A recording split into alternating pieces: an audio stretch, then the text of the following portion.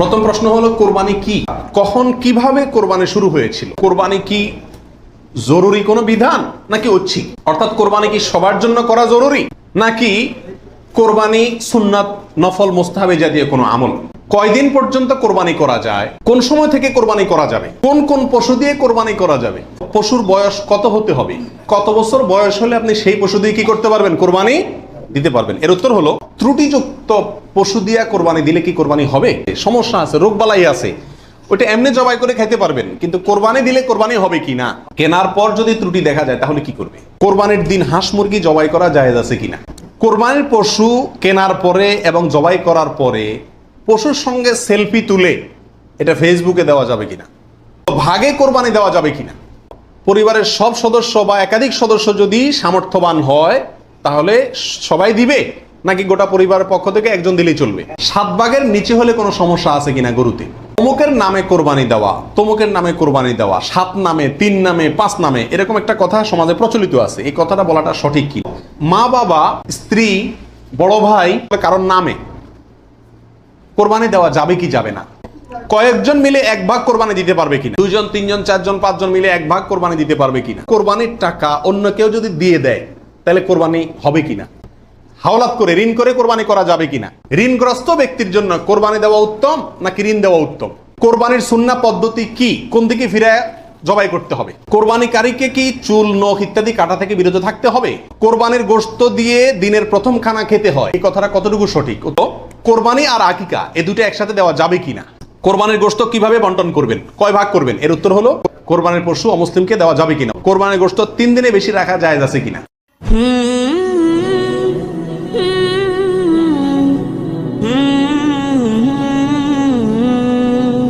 কোরবানি করার আগে প্রথম একটু থেমে নিজেকে প্রশ্ন করতে হবে, আমি কেন কোরবানি করছি? আমি কি মানুষকে দেখাবার জন্য করছি না আল্লাহকে সন্তুষ্ট করার জন্য করছি? এই বিষয়টি নিজেকে নিজে প্রশ্ন করে এর ইতিবাচক এবং সঠিক উত্তর বের করে আনতে হবে, তারপরে কোরবানির দিকে পদক্ষেপ নিতে হবে। আল্লাহ তাআলা আমাদের সবাইকে বিশুদ্ধ রূপে সঠিকভাবে কোরবানি করার তৌফিক দান করুন। প্রথম প্রশ্ন হলো, কোরবানি কি?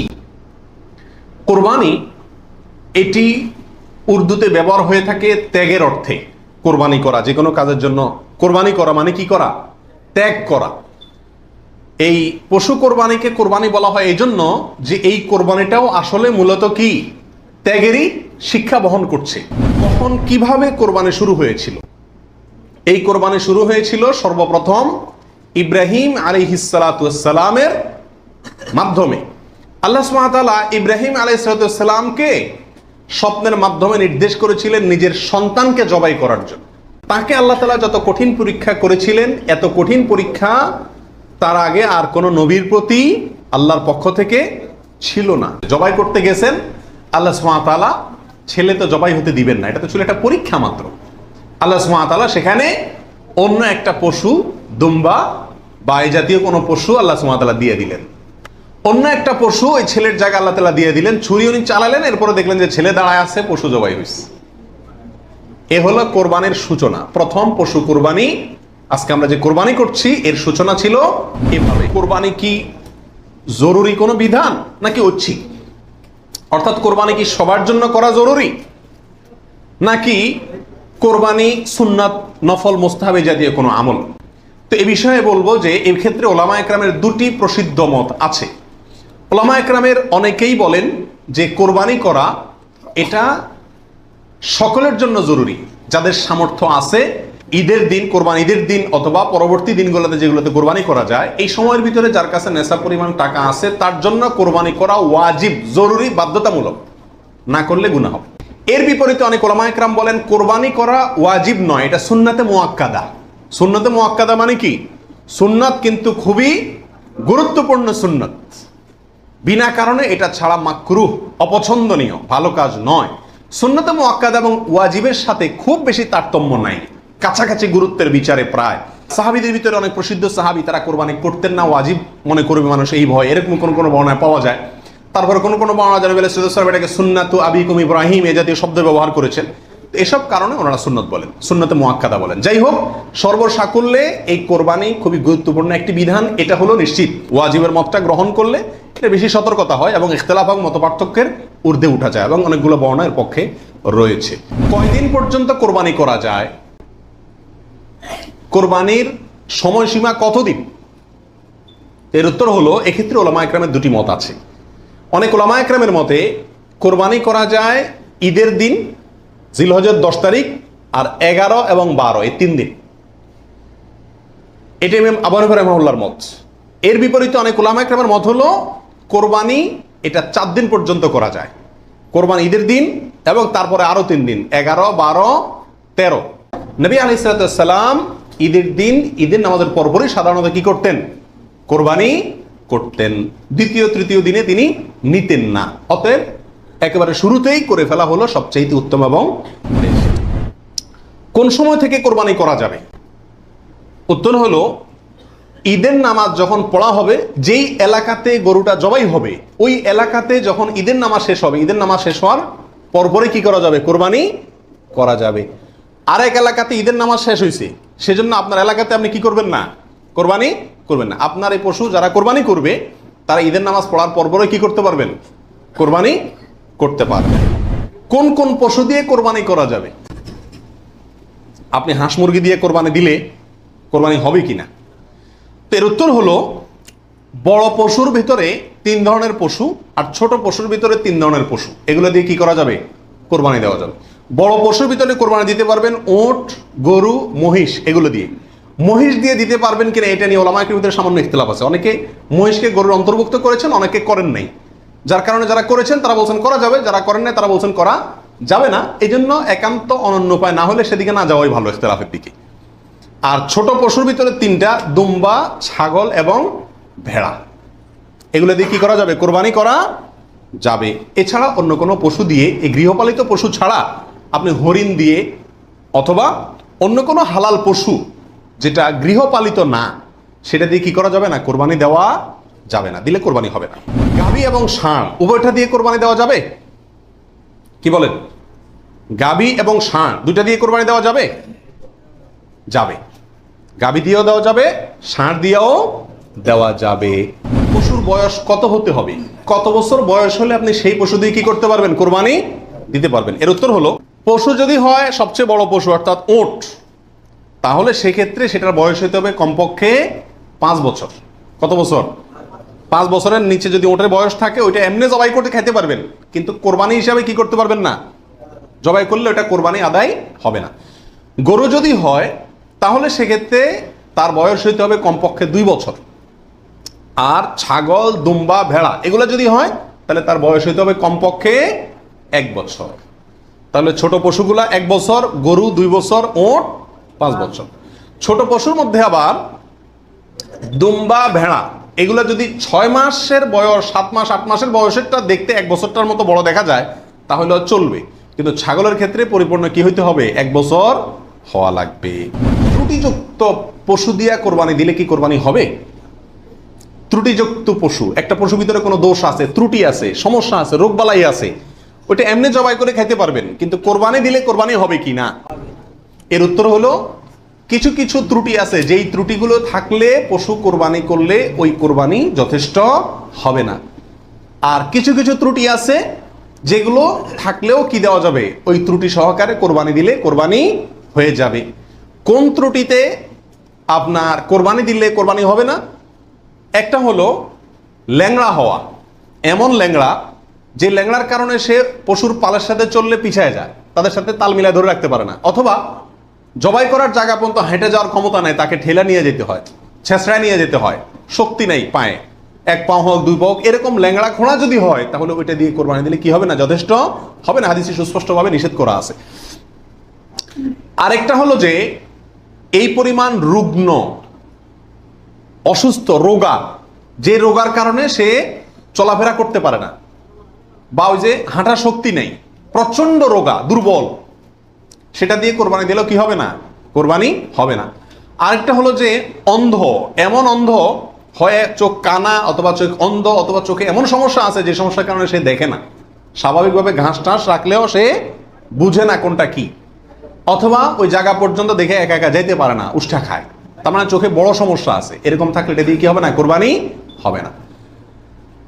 একটা শিং অথবা 2টা শিং গোড়া থেকে উঠে গেছে, একেবারে গোড়া সহ উঠে গেছে, এরকম যদি হয় ওটা দিয়ে কোরবানি দিলেও কোরবানি হবে না। তবে যদি সামান্য হয়, সামান্য কান কাটা, সামান্য শিং ভাঙা, সামান্য একটু পায়ে সমস্যা, সামান্য একটু অসুখ বিসুখ আছে, এরকম যদি হয় সেগুলো দিয়ে কোরবানি দিলে কি হবে? কোরবানি হয়ে যাবে। অর্থাৎ ত্রুটি যদি ছোট হয় সমস্যা নাই, বড় ত্রুটি যদি হয় তার কারণে কি হবে না, ওই পশু দিয়ে কোরবানি দিলে কোরবানি যথেষ্ট হবে না।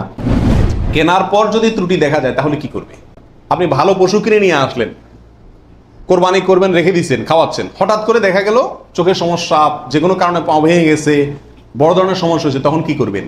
উত্তর হলো, যদি আপনি গরিব মানুষ হন তাহলে সেক্ষেত্রে যেটা আছে ওইটাই জবাই করবেন।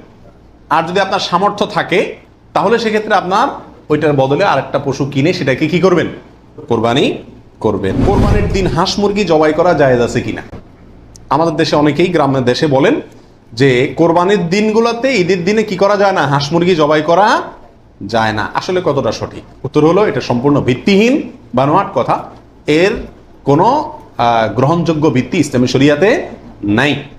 বরং কোরবানি ঈদের দিনে কেউ চাইলে হাঁস বা মোরগ কি করতে পারবে? জবাই করতে পারবে। কোরবানির পশু কেনার পরে এবং জবাই করার পরে পশুর সঙ্গে সেলফি তুলে এটা ফেসবুকে দেওয়া যাবে কিনা, সামাজিক যোগাযোগের মাধ্যমে প্রচার করা যাবে কিনা, ইসলামের দৃষ্টিতে এর ভিতরে এর ব্যাপারে কোনো বাধা আছে কিনা? এর উত্তর হলো, কোরবানির পশু কেনার পরে অথবা জবাই করার পরে ওই পশুর সাথে সেলফি দেওয়া, সেলফিটাই তো অনেকের মতে এটা একটা মানসিক রোগে পরিণত হয়েছে। আর এই গরুকে কেনার পরে, ছাগল কেনার পরে তার সঙ্গে ছবি তুলে, সেলফি তুলে ওইটা ফেসবুকে বা সামাজিক যোগাযোগের মাধ্যমে প্রচার করা, এটা ইসলামের শরিয়ার দৃষ্টিতে খুবই গর্হিত এবং নিন্দনীয় একটি কাজ। ভাগে কোরবানি দেওয়া যাবে কিনা, এটা একটা গুরুত্বপূর্ণ প্রশ্ন আজকালকার যুগে।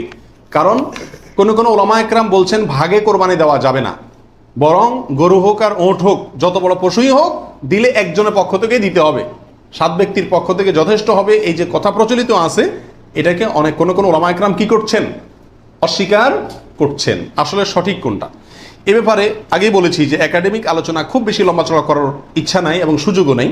শুধু সংক্ষেপে এটুকু বলবো, সব যুগেই সবচাইতে বেশি সংখ্যক ওলামাদের মতে, বলা যায় প্রায় সবার মতে, সমস্ত ওলামা একরামের মতেই বলা যেতে পারে প্রায়, গরুর ক্ষেত্রে একটা গরু 7 জন ব্যক্তির পক্ষ থেকে কি হবে? কোরবানির জন্য যথেষ্ট হবে। এক্ষেত্রে বিচ্ছিন্নভাবে যে 2-1 জন আলেম বলছেন যে গরু হোক আর ওঁট হোক একজন থেকে হবে, 7 জন থেকে হবে না, তাদের যুক্তিগুলা খুবই ঠুনকো এবং খুবই দুর্বল। পরিবারের সব সদস্য বা একাধিক সদস্য যদি সামর্থ্যবান হয় তাহলে সবাই দিবে, নাকি গোটা পরিবারের পক্ষ থেকে একজন দিলেই চলবে? নবী আলাইহিস সালাম থেকে এক্ষেত্রে একটা হাদিস বর্ণিত হয়েছে, প্রত্যেক পরিবারের উপরে একটি কোরবানি জরুরি, প্রত্যেক পরিবারের উপরে উযহিয়াতুন, একটি কোরবানি জরুরি, আলা কুল্লি আহলি বাইতিন, এই ধরনের শব্দ তিনি ব্যবহার করেছেন, প্রত্যেক পরিবারের উপরে। এই হাদিস থেকে বোঝা যায় কোরবানি এটা এক পরিবারে একাধিক সদস্য যদি হয় সামর্থ্যবান, তথাপি যিনি মূল কর্তা তিনি দিলেন তাহলে সবার পক্ষ থেকে হয়ে যাবে। এর বিপরীতে ওলামা ইকরামের আরেকটি মত আছে, যেটা ইমাম আবু হানিফা রাহিমাহুল্লাহর মত, সেটা হলো কোরবানি পরিবারের একাধিক সদস্য যদি সবাই যদি সামর্থ্যবান হয় তাহলে প্রত্যেকের পক্ষ থেকে দিতে হবে।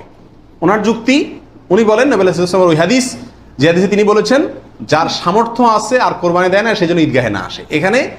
এখানে যার সামর্থ্য আছে প্রত্যেক ব্যক্তিকেই শামিল করে এই নির্দেশনা। বিষয়টা গবেষণামূলক, উভয় পক্ষেরই দলিল এবং যুক্তি আছে। তো এক্ষেত্রে সতর্কতামূলক মত যদি অবলম্বন করি আমরা, তাহলে প্রত্যেকেরই যার যার সামর্থ্য আছে তার পক্ষ থেকে করা যেতে পারে, এবং করলে সমস্যা হবে এটা কারোর মতেই নাই। 7 ভাগের নিচে হলে কোনো সমস্যা আছে কিনা গরুতে? একটা গরুতে ধরেন 5 জন মিলে দিলেন, 4 জন মিলে দিলেন, 3 জন মিলে দিলেন, 6 জন মিলে দিলেন, 7-এর নিচে হলো, এটা কি যথেষ্ট হবে না কোনো সমস্যা আছে? এর উত্তর হলো কোনো সমস্যা নাই। তো অমুকের নামে কোরবানি দেওয়া, তমুকের নামে কোরবানি দেওয়া, 7 নামে, 3 নামে, 5 নামে, এরকম একটা কথা সমাজে প্রচলিত আছে। এই কথাটা বলাটা সঠিক কিনা? এর উত্তর হলো না, এটা সঠিক না, এই কথাটা ভুল। কিন্তু এই ভুলটা এমন ভুল না যে ভুলের কারণে বড় ধরনের গুনাহ হয়ে যাবে, কারণ এটা বলার ভুল। মা বাবা, স্ত্রী, বড় ভাই, এদের কাউকে খুশি করার জন্য কারোর পক্ষ থেকে, সমাজে বলে কারোর নামে কোরবানি দেওয়া যাবে কি যাবে না? উত্তর হলো না, এটা রিয়া, লৌকিকতা, মানুষ দেখানো, এটা শিরকে আসগর। যদি সওয়াবের উদ্দেশ্যে থাকে যে উনি ভালো কাজ করতে চান, সেই হিসাবে ওনাকে আমি ভালো কাজে সহায়তা করলাম, তাহলে ভিন্ন কথা। কিন্তু সাধারণত এই চিন্তাটা খুব কমই থাকে। এই জন্য কাউকে খুশি করার টার্গেটটা কোরবানিতে থাকা উচিত না। কয়েকজন মিলে এক ভাগ কোরবানি দিতে পারবে কিনা, 2 জন 3 জন 4 জন 5 জন মিলে এক ভাগ কোরবানি দিতে পারবে কিনা। প্রবাসে দেখা যায় একটা রুমে 3 জন 4 জন আছে, তো কোরবানিদের দিন 4 জন মিলে যায় কি করে, একটা ছাগল কিনে নিয়ে আসে, আয়না জবাই করে। তো 4 জন মিলে যদি একটা ছাগল দেয়, অথবা একটা অংশ গরুতে হোক অথবা ছাগলে হোক, কোরবানিতে যদি একাধিক ব্যক্তি যদি এক অংশ দেয়, কোরবানি হবে? হবে না। একটা অংশ একজন দিবে, সেখানে কয়েকজন যদি সেখানে অর্থায়ন করে, কয়েকজন ভাগ বসায়, আর এক অংশ কয়েকজন মিলে দেয়, তাহলে কি হবে না? কোরবানি হবে না, ওটা গোশত খাওয়া হবে। কোরবানির টাকা অন্য কেউ যদি দিয়ে দেয়, তাহলে কোরবানি হবে কিনা? আমি গরিব মানুষ, আমি কোরবানি করতে চাচ্ছি, অথবা সামর্থ্যবান, আমাকে একজনে টাকা দিয়ে দিল যে আপনাকে একটা ছাগল দিয়ে দিলাম, অথবা আপনার ছাগলের টাকা দিয়ে দিল যে আপনি কোরবানি দিয়েন। আমার পক্ষ থেকেই কোরবানি দেওয়ার জন্য কেউ আমাকে টাকা দিয়ে সহায়তা করলো, হেল্প করলো, এতে আমার কোরবানি দিলে কোরবানি হবে কি হবে না? কি বলেন আপনারা? হবে। লোন করে কোরবানি করা যাবে কিনা, হাওলাত করে ঋণ করে কোরবানি করা যাবে কিনা? এর উত্তর হলো যাবে, যদি সেই ঋণের টাকাটা দেওয়ার মতো ব্যবস্থা বা ইচ্ছা, সদিচ্ছা থাকে, তাহলে ঋণ করেও কি দেওয়া যাবে? ঋণ করে ভালো কাজ করা যায়। ঋণগ্রস্ত ব্যক্তির জন্য কোরবানি দেওয়া উত্তম নাকি ঋণ দেওয়া উত্তম? উত্তর হলো ঋণ দেওয়া উত্তম, কারণ কোরবানির চাইতে তার জন্য ঋণের গুরুত্ব বেশি। সে যদি ঋণগ্রস্ত হয়, তার জন্য কোরবানি ইসলামী শরীয়তে তার জন্য কোরবানি না, তার জন্য ঋণ দেওয়া জরুরি। কোরবানির সুন্নাহ পদ্ধতি কি, কোন দিকে ফিরে জবাই করতে হবে? কোরবানির সুন্নাহসম্মত পদ্ধতি হলো পশুকে মাথা দক্ষিণ দিকে দিয়ে পাও কেবলামুখী করে তারপরে বিসমিল্লাহি আল্লাহু আকবার বলে কি করতে হবে? জবাই করতে হবে। জবাই করার ক্ষেত্রে সাধারণত পশুর কানকে গলার দিকে টেনে ধরলে যে জায়গায় এসে কান থামে, ওই জায়গা বরাবর যদি ছুরি চালানো হয়, তাহলে খুব দ্রুত পশুর জবাই হয়ে যায়, কষ্ট কম হয়, হাঁটি টাটির উপরে যায় না সাধারণত। বাকি এই জায়গাটা ধরে যেখানে হাড্ডি নেয় সেখানে ছুরি চালানো এবং পশ্চিম দিকে ফিরিয়ে দক্ষিণমুখী করে করা। যদি কেউ অন্য কোনো দিকে ফিরে করে ফেলে, তাহলেও তার কোরবানি হয়ে যাবে, কিন্তু এটা সুন্নাহর খেলাফ হলো। কোরবানিকারীকে কি চুল, নখ ইত্যাদি কাটা থেকে বিরত থাকতে হবে? উত্তর হলো হ্যাঁ। নবী আলাইহিস সালাম বলেছেন, মান আরাদা আন ইউদাহিয়া, যে ব্যক্তি কোরবানি করার ইচ্ছা রাখে, পোষণ করে, ফালা ইয়াখুজ মিন শা'রিহি ওয়া আযফারিহি শাইআ, সেই জন্য তার নখ, চুল ইত্যাদি কোনো কিছুতে হাত না দেয়। কোরবানির ঈদের 10 দিন আগে, চাঁদ যেদিন উঠবে ওই দিন থেকে নিয়ে ঈদের দিন পর্যন্ত এগুলো করা যাবে না। কি করা যাবে না? চুল, নখ ইত্যাদি কাটা যাবে না, কাটবে না কোরবানিকারী ব্যক্তি। কোরবানি দেওয়ার পরে চুল, নখ ইত্যাদি কাটবে। কোরবানির গোশত দিয়ে দিনের প্রথম খানা খেতে হয়, এই কথাটা কতটুকু সঠিক? উত্তর হলো পুরাই সঠিক। রাসূল আকরাম সাল্লাল্লাহু আলাইহি সাল্লাম থেকে বর্ণিত হয়েছে যে তিনি ঈদুল আজহাতে, ঈদুল ফিতরের ব্যতিক্রম করতেন। ঈদুল ফিতরে কিছু একটা মিষ্টি খেয়ে, খেজুর টেজুর খেয়ে তারপরে ঈদগাহে যেতেন, আর ঈদুল আজহাতে সারাদিন কিছু খেতেন না, কোরবানির পশুর গোশত দিয়ে প্রথম খানা খেতেন দিনের। তো কোরবানি আর আকিকা এ দুটো একসাথে দেওয়া যাবে কিনা, এটা কমন প্রশ্ন আমাদের সমাজে। এর উত্তর হলো অনেক উলামায়ে কেরামের মতে দেওয়া যাবে। ফতোয়া শামী ইত্যাদিতে তাই লেখা আছে যে দেওয়া যাবে কোরবান আর আকিকা একসাথে একই গরুর মধ্যে। আর অনেক উলামায়ে মতে দেওয়া যাবে না। দেওয়া যাবে না এর ভিতরে আপনার পাকিস্তানের খুব নামকরা মুফতি ছিলেন মুফতি রশিদ আহমদ রাহমাহুল্লাহ, আহসানুল ফতোয়ার লেখক। তিনি হানাফি মাযহাবের বড় উলামায়ে কেরামের মধ্যে থেকে তিনি কঠোরভাবে এর বিরুদ্ধে করেছেন এবং বলেছেন কোন অবস্থাতেই কোরবানি আর আকিকা একসাথে মিক্স করা যায় না, উচিত না। কারণ কোরবানি একটা ইবাদত, আকিকা আরেকটি ইবাদত। আর তাছাড়া গরু এক অংশে একাধিক ব্যক্তি দিতে পারবে, এটা কোরবানির ক্ষেত্রে নবী সাল্লাল্লাহু আলাইহি ওয়াসাল্লাম বলছেন, আকিকার ক্ষেত্রে বলেন নাই। সেই জন্য কোরবানি এবং আকিকা পৃথক হওয়া উচিত। একই দিনে হতে পারে, কিন্তু গরুর অংশে কোরবানির না, এই আকিকার কারণ নামের অংশ থাকা উচিত না। এই মতটা বেশি শক্তিশালী এবং বেশি সতর্কতামূলক। কোরবানির গোশত কিভাবে বন্টন করবেন, কয় ভাগ করবেন? এর উত্তর হলো কোরবানির পশু 3 ভাগে বন্টন করা উলামায়ে কেরাম মুস্তাহাব বলেছেন, কিন্তু কোন হাদিসে এর ক্ষেত্রে আলাদা করে এভাবে নির্দেশ করা হয় যে 3 ভাগে করতে হবে। আল্লাহ কোরআনে বলছেন যে ফাকুলু মিনহু, তোমরা কোরবানির পশু থেকে নিজেরা খাও, ওয়া আতইমু আল কানিআ ওয়াল মুতাররা, ধনী গরিব সবাইকে দাও। তাহলে ধনী গরিব 2 ভাগকে দাও, আবার নিজে খাও, 3টাই হয়ে গেল এখানে। এর থেকে 3 ভাগ মোটামুটি ভাবে ইঙ্গিতে বোঝা যাচ্ছে, কিন্তু এটা কোনো জরুরি কিছু না। আর সহিহ মুসলিম হাদিসে আছে নবী আলাইহিস সালাম বলেছেন তোমরা নিজেরা খাও, আবার রেখেও দাও, আবার দানও করো, অর্থাৎ 3টা করা যাবে। কোরবানির পশু অমুসলিমকে দেওয়া যাবে কিনা? উত্তর হলো কোরবানির গোশত অমুসলিমকে খাওয়ানো যাবে। কোরবানির গোশত 3 দিনে বেশি রাখা জায়েজ আছে কিনা? উত্তর হলো জায়েজ আছে। 3 দিনে বেশি রাখা যাবে না এমন কোনো কথা নাই। আল্লাহ সুবহানাহু ওয়া তাআলা আমাদের সবাইকে বিশুদ্ধ রূপে সঠিকভাবে কোরবানি করার তৌফিক দান করুন।